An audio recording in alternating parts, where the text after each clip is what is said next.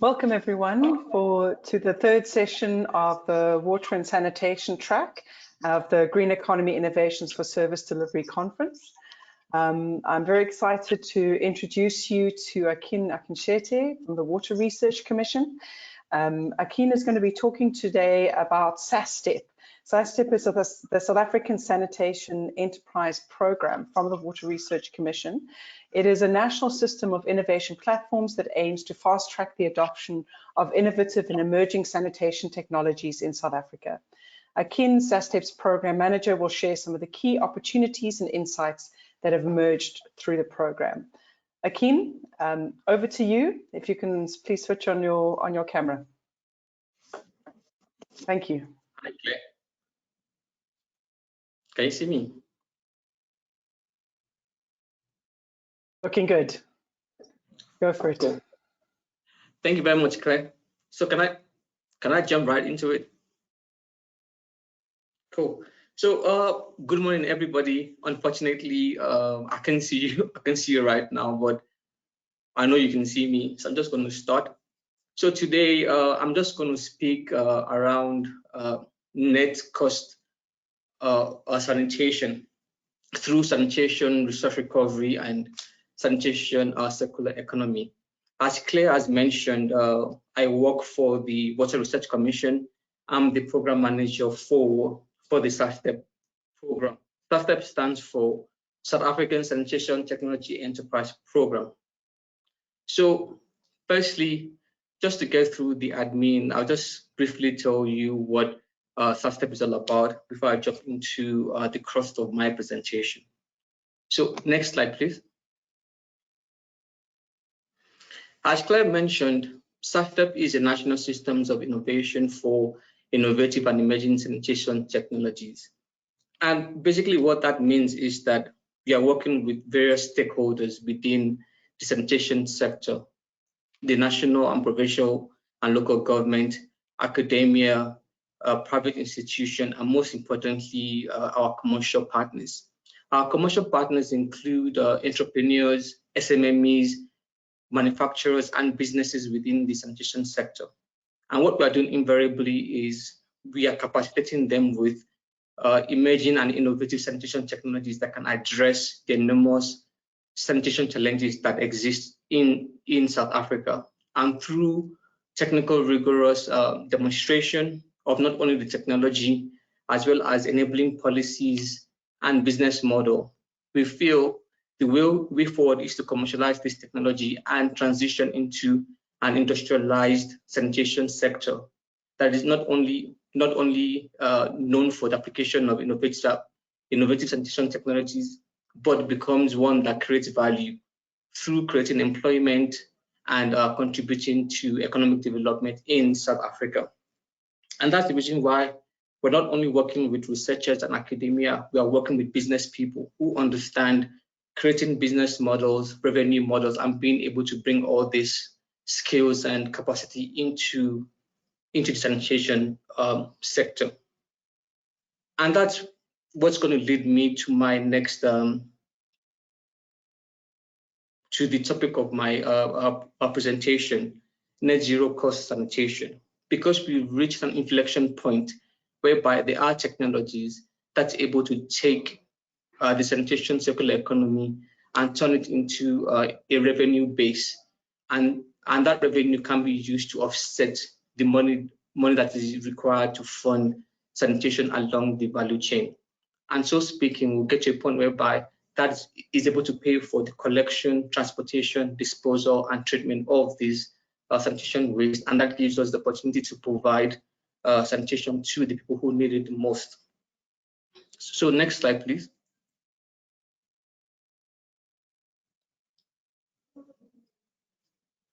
So if I go on, like I said before, SASTEP is the brainchild of the Water Research Commission, and we're being funded by the Department of Science and Innovation, as well as the Bill and Melinda Gates Foundation. They provide the funding for SASTEP, and they enable us to do the wonderful work that we are doing. Next slide. So net zero cost sanitation. Net zero has become a buzzword as of late, which has been appended to so many things like net zero carbon, net zero energy, net zero waste, and so forth. And our thinking of appending this to sanitation costs is that, like I said, we've reached an inflection point whereby we've got very strong candidates that are able to turn sanitation waste into valuable products.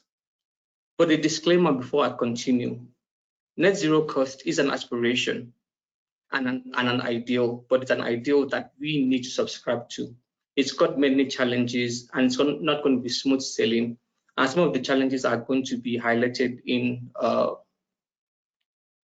upcoming slides.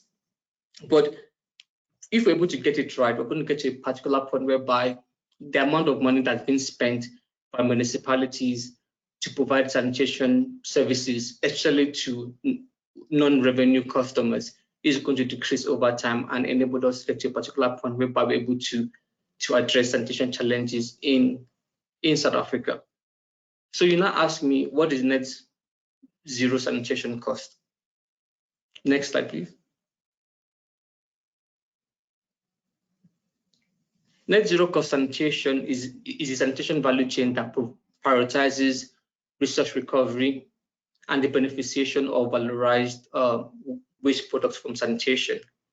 And revenue that is being gained from that valorization is used to offset OPEX and CAPEX cost of providing sanitation.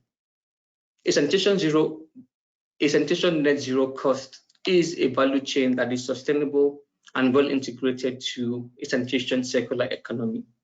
Because what this does invariably is that the money, like, it prioritizes recovering waste and waste stream and turning that waste stream into valuable products. And that money that you generate can be used to pay for putting in the collection unit, the transportation of waste, and the treatment of waste. And what this does invariably is it creates value, is able to provide hygienic, appropriate, and dignified sanitation to the population. Next slide, please.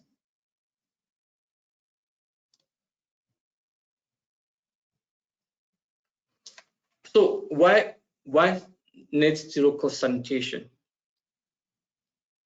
Because, as I mentioned, once we're able to get to the point whereby we're able to subsidize the cost of sanitation, it will increase access to dignified and appropriate sanitation. It will reduce financial burden on municipalities, wastewater authorities, and providers. Because, as we all know, we've seen so many service delivery protests around South Africa, and that's because people want better services, people want flushing toilets, people want the greatest and the best. And our government wants to do that, but we are in a low growth situation whereby we are always there's always competing needs for our budget. So if we're able to find means through this model to subsidize sanitation, it's going to go a long way in providing this. And most importantly, if we're able to subsidize and to provide sanitation to everybody, to help us in fast tracking achieving the water and sanitation SDGs, it will promote sustainable and conservation of valuable resources, and most importantly, in line with the objectives of SASTEP, create a sanitation value chain in South Africa that creates value, which means economic opportunities as well as jobs. Excuse me. Next slide, please. As you all know, in South Africa, we've been battling with service delivery backlogs for a long time. We have people who have not been served at all. We've got backlogs that require refurbishment, of which the system has deteriorated to the point whereby regular maintenance cannot keep up anymore. We've got infrastructure that needs upgrades, and where operational maintenance are not being done appropriately. And we need to get to the point for us to do this. And the more we wait, the more this just gets worse. And that's why we think on SASTEP that there has to be a paradigm shift, a change in the way we think, because we can't keep doing things linearly or waiting for things to be done business as usual. And that's why we are proposing this radical and innovative way of thinking in fast-tracking technologies that can valorize and create value from waste products. Next slide, please. Yeah, so there is vast potential when it comes to resources from waste. An average person excretes more than up to 5 kilograms of nitrogen, half a kilogram of phosphorus, and 1.2 kilograms of potassium every single year. And these elements are very crucial in fertilizing soil and in the restoration of agricultural soil, as well as the energy value that you can derive from fecal matter is more than 4,000 kilocalories per kilogram. This not only shows that these waste streams are not waste, they're actually a valuable input that can be beneficiated and turned into valuable products if the right processes are applied. Next slide.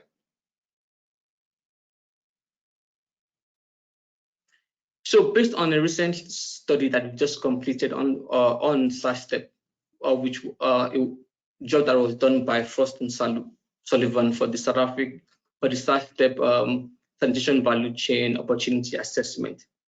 Based on that study, if we take fecal matter waste from 4 million people over a 30-day period, there is potential to create more than 10,000 tons of fertilizer, recover more than 300,000 liters of water, and be able to produce electricity, methane, and biogas, and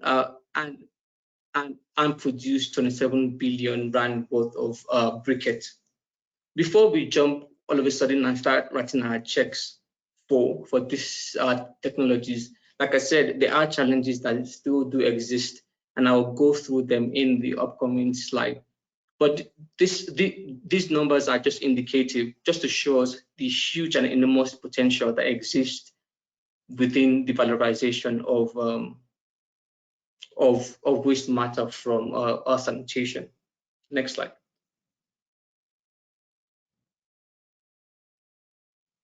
Yeah, like I said, many of the sanitation valorization and beneficiation technologies are still at infancy, and large amount of investment is still required to further develop them. Many of them can't scale very well, and because of inconsistent feed and stuff like that, it might affect the consistency and the quality of the end product that is being manufactured. And many of these processes require large operating costs, which might affect productivity. Next slide.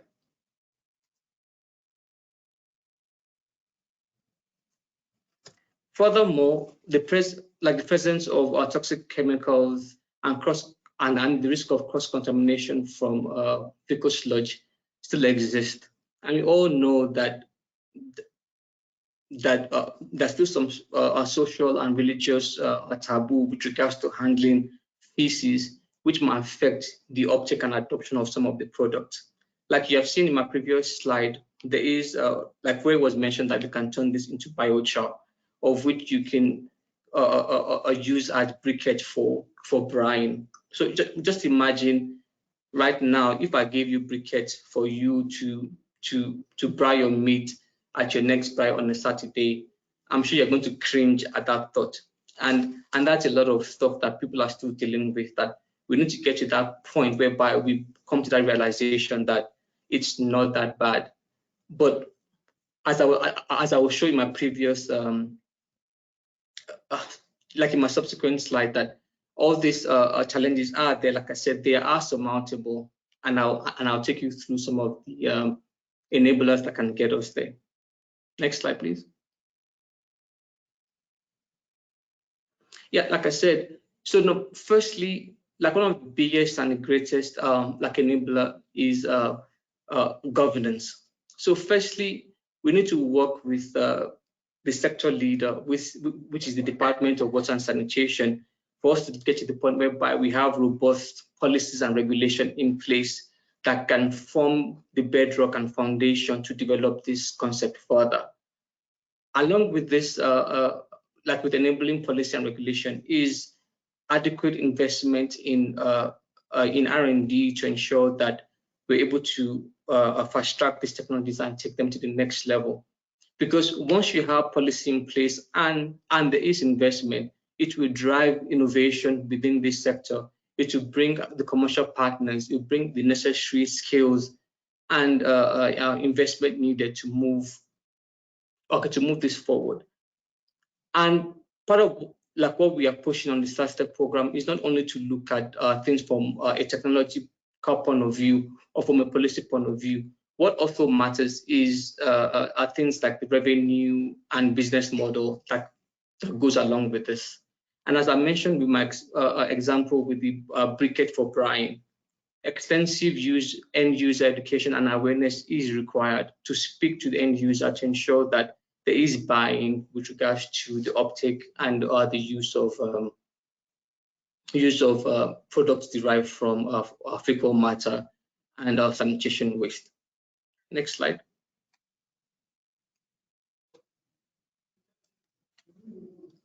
So, like in this next slide, I'm just going to take you through some of the technologies that we have in our portfolio that can help us achieve this dream of net zero sanitation cost. So the first one is the biogenic refinery. It's a technology that's been developed by biomass group based in the United States. And through the SASTEP program, we've been able to secure a license for a local commercial partner called BIOGENIC. And this system is able to produce up to 30,000 tons of pathogen biochar per day. So basically, the system is being fed with, will be fed with fecal matter either from a pit latrine or from a wastewater treatment plant sludge. And it uses electricity and pyrolysis technology to turn that into biochar. And the commercial partner is working on this to ensure that he speaks with the necessary wastewater authorities to ensure that there is buy-in into this technology. And this is going to be installed as ZecoCat wastewater treatment plant here in Pretoria. And hopefully we should get the plant running before, I think, June or July of this year. In addition to this as well, we are working as well in creating logistics and revenue pathway for the biochar created. And that's going to be very crucial in ensuring that this works very well going forward. Next slide. Yeah, the next technology I'm going to share with you is the LaDePa. The LaDePa was developed here in South Africa by a company who produces incineration technologies for mining activities. And this tech was developed in partnership with eThekwini municipality. It uses microwave infrared radiators to turn fecal sludge into pelletized and pasteurized sludge, which can be used as soil conditioner. So hopefully, we're also working with eThekwini with regards to this, and hopefully in the next 2 to 3 months, we are going to launch a large-scale demonstration for this tech. Next slide.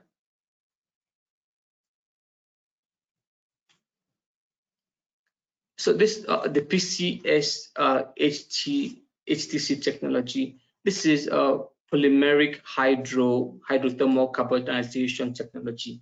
This technology is being driven by one of our technology partners called TrueSense Processes, and they've been working with research managers at the Water Research Commission to move this technology from a pilot scale into a pilot one that hopefully also we should be testing at the eThekwini municipality. And what is interesting about this is that it uses high temperature and high pressure to convert fecal waste into high grade biochar. and that high-grade biochar can be used as an absorption media, such as activated charcoal. So this is a high valuable product that can fetch a higher price compared to your low-grade charcoal. But this will also go a long way in replacing non-renewable sources of activated charcoal, like trees and things like that, and which shows the potential of valorized products and the type of vision we're trying to drive on SASTEP. Next slide. Yeah. So this next slide shows the diamond reactor. So on this one, we are working with a local company called LIQUIDGOLD. They manufacture unisex urinals that collect urine, and we've been in discussion with them that fine, you have this system that collects urine. What do you do with the urine?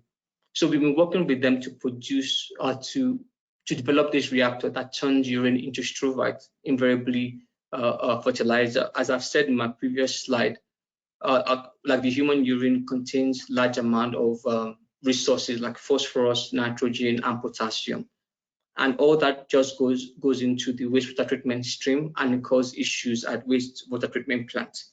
So through this reactor, we're able to produce fertilizer that can be fed back into the agricultural value chain, and we're able to close the resource loop and return the resource back to nature. So this is this is still in the developmental stages, and like we've done the initial design. Right now we're going into fabrication, and hopefully in the next 3 months we should have a working reactor, and we hope to test this very soon. And noteworthy is that we have an offtake agreement to buy the fertilizer produced by this reactor. There's an offtake agreement for more than 80 tons of STRUVITE already. Next slide. So this is just an overview of other technologies that I feel, in my opinion, are crucial to ensure that we're able to meet this vision of net zero sanitation cost. We've got the fung technology that produces biogas and an algae to treat sanitation waste. We've also got the cedron and the black soldier fly plant that's able to use black soldier fly to consume fecal matter and produce things like valuable oil that can be used to replace palm oil. Okay, so invariably, next slide, please.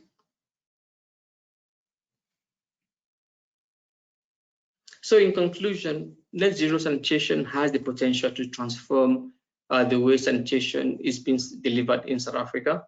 It can help us to accelerate and achieve our sanitation SDGs. And most importantly, it can provide, through investment and stakeholder intervention, we can create, we can turn this concept into a mainstream sanitation delivery model.